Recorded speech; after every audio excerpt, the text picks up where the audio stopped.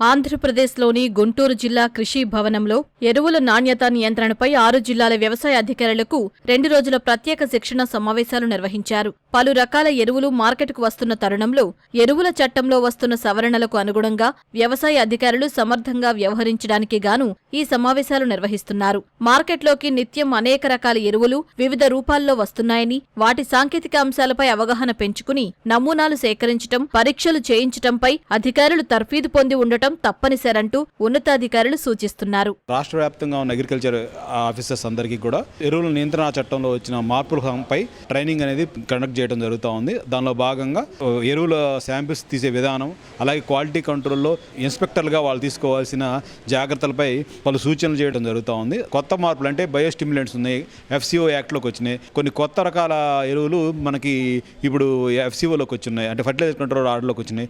అవి ఎలా వచ్చినాయి, వాటి స్పెసిఫికేషన్స్ ఏంటి, వాటి గ్రేడ్స్ ఏంటి, అవి ఎలా గుర్తించాలి, వాటిని ఎలా శాంపిల్ డ్రా చేయాలి, వాటిని ఎలా అనలైజ్ చేస్తారు, ఇలాంటి అన్ని విషయాలు కూడా కూలంకషంగా చర్చించడం జరుగుతూ ఉంది.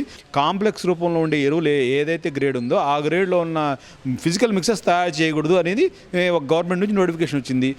అలా ఇప్పుడు ఏంటంటే మీకు ఎక్కడ దొరికినా కూడా 319 అనేది కాంప్లెక్స్ మాత్రమే దొరుకుతుంది.